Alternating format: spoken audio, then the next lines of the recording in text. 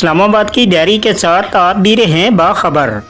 इस्लामाबाद वज़ीर आज़म हाउस में नौ मुंतखब वज़ीर आज़म पाकिस्तान मियाँ मोहम्मद शहबाज शरीफ के एजाज़ में गार्ड ऑफ ऑनर की तकरीब मुनक्कद की गई, जिसमें 23वें वज़ीर आज़म पाकिस्तान मियाँ मोहम्मद शहबाज शरीफ को गार्ड ऑफ ऑनर पेश किया गया।